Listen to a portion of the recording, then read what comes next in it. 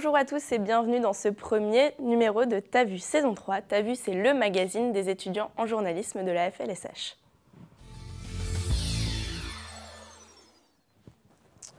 Au programme aujourd'hui, un festival de court-métrage, l'inauguration des jardins en faculté de médecine et nous vous proposerons une sortie originale à faire à Lille. Mais tout de suite, un sujet au cœur de l'actualité, l'Eurobasket. Hier soir, les Bleus ont perdu face à l'Espagne 75-80 au stade Pierre-Mauroy de Villeneuve-d'Ascq. Malgré la défaite, les Bleus se sont battus et disputeront la petite finale face aux perdants du match de ce soir pour décrocher une éventuelle médaille de bronze. Mais si la France n'est plus en lice pour l'or, c'est bien la ville de Lille qui a tout mis en œuvre pour accueillir le championnat. Cette semaine, un village basket a été installé place de la République. On découvre ça tout de suite, un reportage signé Vina Nodin et Thomas Delphi. La ville de Lille est au cœur de l'Euro de basket 2015.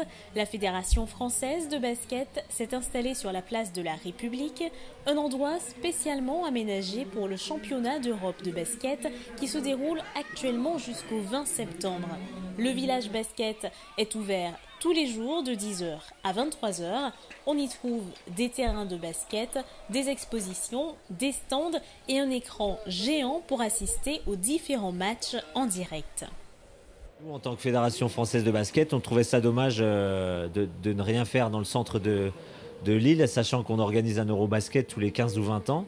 Et donc on souhaitait vraiment créer un lieu de vie en plein cœur de Lille pour faire vivre l'événement pour les gens qui n'ont pas forcément de place pour les matchs, mais également pour les enfants et les familles pour s'initier et découvrir le basket.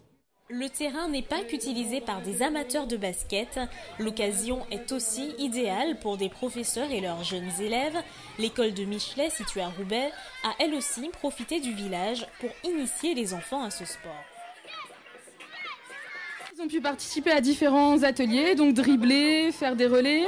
Ils ont pu voir aussi la Coupe d'Europe et se comparer aussi au niveau de l'envergure des bras par rapport aux joueurs de l'équipe de France. En fait, la taille des mains, l'empreinte des pieds. Et donc ils étaient très impressionnés de voir la différence, la taille de leurs mains par rapport aux joueurs professionnels. L'élément phare du village reste l'écran géant. Les amateurs de basket et les curieux n'hésitent pas à affronter le froid de septembre pour assister aux retranscriptions des matchs en direct, même si les plus grands fans affirment que rien ne peut remplacer l'ambiance du stade Pierre-Mauroy, là où l'Eurobasket se déroule réellement. Parce que c'est beaucoup mieux dans un stade et il y a plus d'ambiance. L'ambiance, elle est terrible là-bas. Donc là déjà on est venu pour toute la semaine pour voir tous les matchs de l'équipe de France. Et puis le fait de venir au village basket, ça nous permet, on va dire, de se chauffer un peu avant d'aller au stade Pierre-Mauroy. Donc permet de voir les enfants, de pouvoir acheter quelques maillots et de se déguiser, puis de boire un verre tous ensemble pour passer un bon moment. Si l'accès à cet écran et aux différents terrains de jeu est gratuit, le village basket n'en demeure pas moins coûteux. La recette s'est élevée à près de 80 000 €, supportée en partie par la FFBB, un coût un peu rattrapé par la vente des goodies.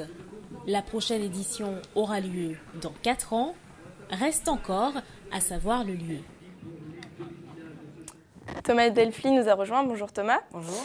Si j'ai bien compris, il y a eu un investissement donc, de 80 000 € qui a été fait. Est-ce que ça valait le coup finalement de dépenser autant d'argent pour ce village basket ?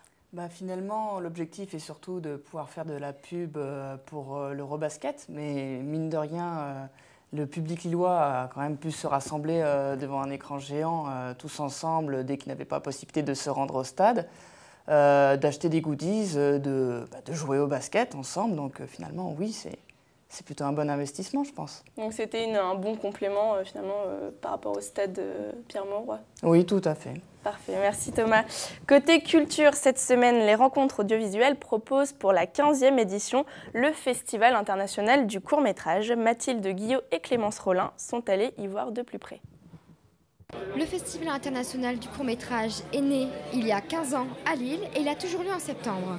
Cette nouvelle édition démarre ce mardi soir au cinéma alternatif L'Hybride, l'occasion de présenter les programmes et les différents événements qui vont rythmer cette semaine de compétition. Mais c'était aussi l'occasion d'un vernissage, d'une exposition de mapping réalisée par des étudiants. L'association Les Rencontres Audiovisuelles est à l'initiative de cette manifestation qui a pour but de faire découvrir un format cinématographique méconnu du grand public. En une semaine, des films courts sont diffusés au cinéma alternatif l'Hybride et au Palais des Beaux-Arts de Lille.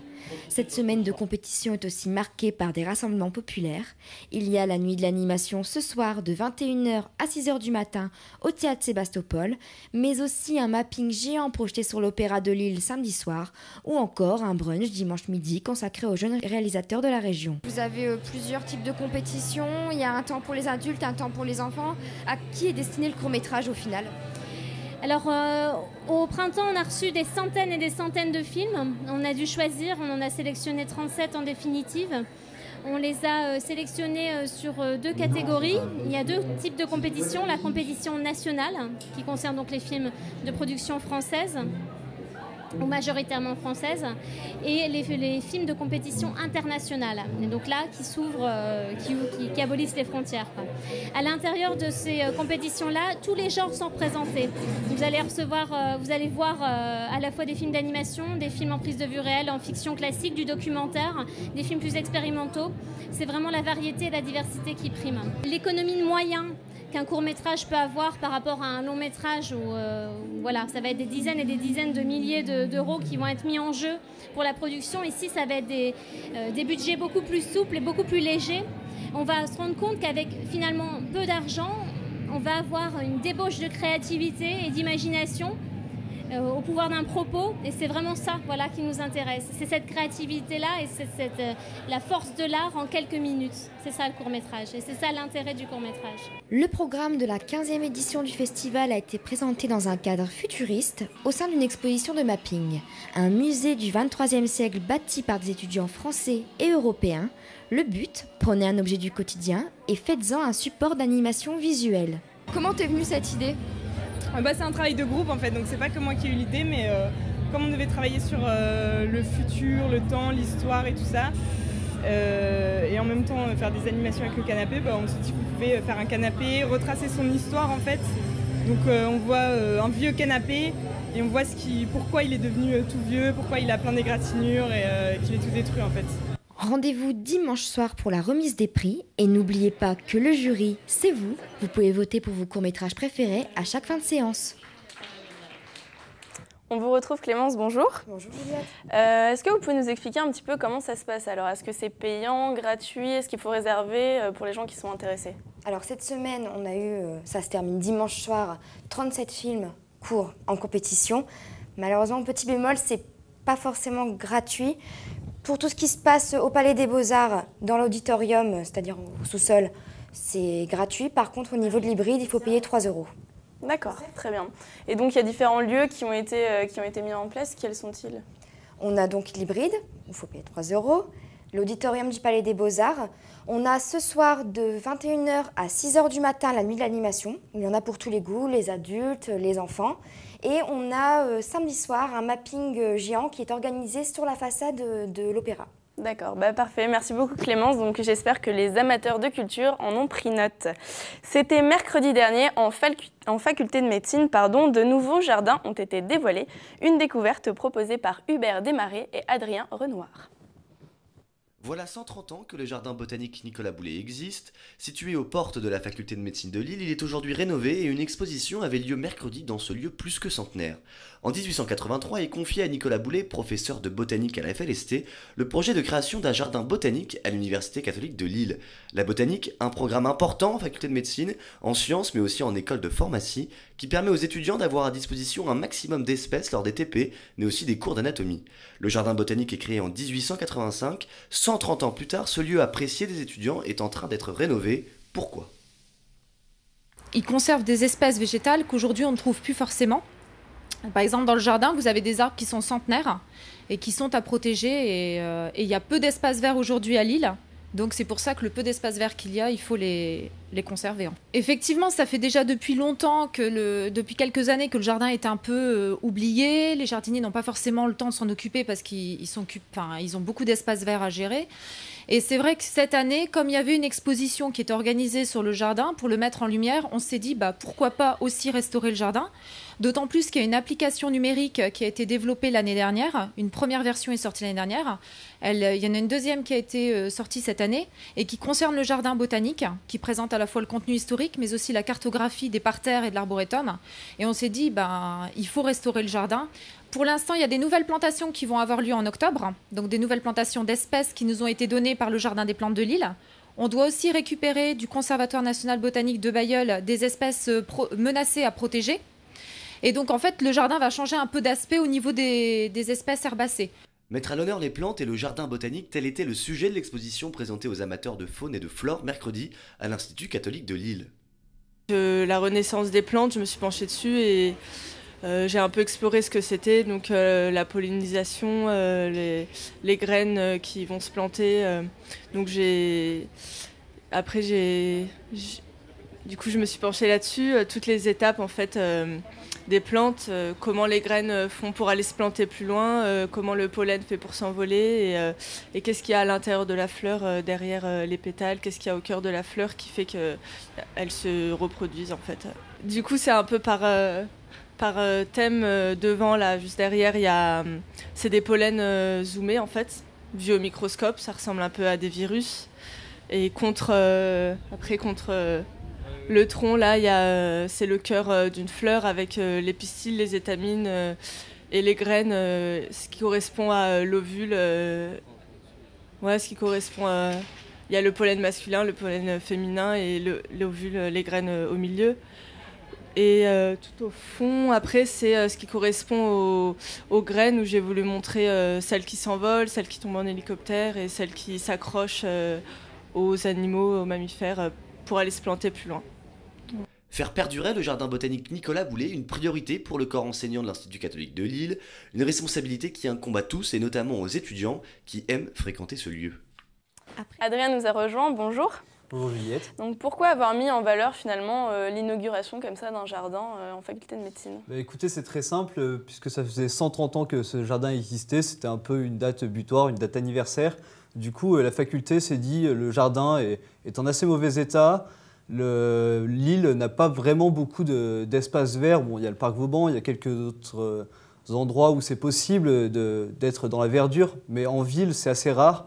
Et du coup, la faculté de médecine s'est dit pourquoi pas le remettre en valeur pour cet anniversaire. D'accord, et donc vu que l'Université catholique de Lille a quand même un certain patrimoine assez important, c'était une manière aussi peut-être de le mettre en valeur ? C'était effectivement mettre en valeur pour permettre aussi de faire des partenariats, de récupérer des nouvelles espèces de plantes, comme il a été dit dans le reportage, et de faire fructifier tout ça tout en faisant attention à ce que les étudiants ne gâchent pas tout en fait. Très bien, je vous remercie Adrien. Nous vous proposons maintenant une idée de sortie pour cette semaine. C'est un bar au cœur du Vieux-Lille qui a une carte bien particulière. Un reportage signé Marie Lemaire et Charlotte Benoît. Après les costumes sur mesure, place au vin. Nichée au cœur du Vieux-Lille, la boutique Bibovino invite amateurs et confirmés à partager l'amour du terroir bien fait. Ça ne vous dit rien ? Pas de panique. Le magasin n'est ouvert que depuis 5 mois. Ici, ce n'est pas vous qui choisissez le vin, c'est lui qui vous choisit. Alors en fait le concept Bibovino tout simplement est assez simple. C'est-à-dire que le but c'est de mettre du bon vin dans des beaux bibes. Ce sont que des vins de petits vignerons qui sont choisis et sélectionnés par Bruno Cugnot, qui est quelqu'un qui est très reconnu parmi les vinophiles. Il n'y a que des vins ici de qualitatifs et non pas des vins coopératifs qu'on puisse trouver dans les supermarchés, c'est-à-dire des vins bas de gamme, en grosse quantité. Donc on a une trentaine de références. Qui change assez régulièrement. Méfiez-vous des apparences. Malgré son aspect peu glamour, le Cubi retrouve ses lettres de noblesse grâce au format bib proposé par la boutique. Le principe, c'est de vendre des bibs, bag-in-box de 3 litres, qui conservent le vin 6 à 8 semaines après ouverture. Donc, ce qui est un très très gros avantage, puisque tout simplement, il n'y a pas de perte, contrairement à une bouteille où, quand vous l'ouvrez, tout simplement dans les 3-4 jours qui suivent, vous devez l'acheter. Les gens ne s'attendent pas à avoir du vin dans les bibes, alors qu'en fait, finalement, quand vous réfléchissez 2 minutes, C'est tout simplement la meilleure façon de consommer du vin. Pas de perte, vous prenez un verre quand vous le voulez. Fini le gaspillage de bouteilles à moitié remplies. Le BIB vous permet de savourer un verre quand bon vous semble, tout en préservant l'environnement grâce à un taux d'émission carbone 30% moins cher que les bouteilles. Des avantages que d'autres n'ont pas. Dans une cave aujourd'hui, si vous voulez goûter du vin, on va peut-être vous faire goûter 1 ou 2 vins, mais pas plus. Aujourd'hui, tous les vins qu'on vous propose ici, vous pouvez les goûter. Il n'y a pas un vin que vous n'achèterez sans l'avoir goûté. Et si vous arrivez, on va vous demander ce que vous aimez comme type de vin, et puis ensuite on va vous amener petit à petit sur des vins que vous allez soit découvrir, soit apprécier, mais en tout cas vous n'achèterez que ce que vous avez apprécié. Un seul objectif, faire découvrir le vin. À emporter mais aussi sur place, accompagné d'une traditionnelle planche apéro. De quoi séduire une clientèle hétérogène. J'ai cherché un blanc pour ma pote et elle m'a proposé plusieurs vins, elle m'a fait goûter plusieurs vins et c'était cool de pouvoir avoir aussi, m'expliquer aussi les différences, donc ça c'était vraiment sympa. Ouais. Je trouve ça un bon concept parce que j'aime bien les bars à vin, c'est pas quelque chose que j'ai l'habitude d'aller, mais j'aime bien y aller maintenant, c'est quand même sympa. Puis aussi le truc des systèmes de planches, on peut avoir aussi à manger, ça c'est vraiment une bonne idée, faut passer un bon moment, une bonne soirée. Ouais. On a réservé juste en face un resto et on vient boire un verre ici avant d'aller manger. De beaux projets sont encore à venir pour Bibovino, comme la livraison de bibes à domicile et l'ouverture d'un drive pour le plaisir de vos papilles.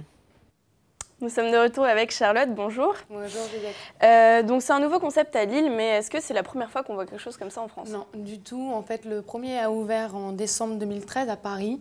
Et Ladislas et Hubert, comme on a pu voir dans le reportage, ont découvert le concept à Étaples-sur-Mer, donc dans le Nord-Pas-de-Calais. Et ça a été une reconversion totale, puisque Hubert a géré l'agence Publicis de Lille. Et Ladislas a fait des études de communication, donc c'est une reconversion totale pour une nouvelle affaire familiale. Donc on attend de voir ce que ça donnera. Parce que c'est le père et le fils qui se sont lancés là-dedans? Exactement, c'est tous les deux, ils ont la passion du vin, ils ont trouvé ce concept très intéressant, ils se sont dit qu'ils n'avaient pas ça ailleurs en France, et donc ils se sont dit on va faire ça à Lille et on verra bien. Parfait, je vous remercie Charlotte. C'est la fin de notre émission. Retrouvez Ta Vue sur Facebook et sur le site de la FLSH. Je vous donne rendez-vous vendredi prochain pour un nouveau numéro. Bonne journée à tous.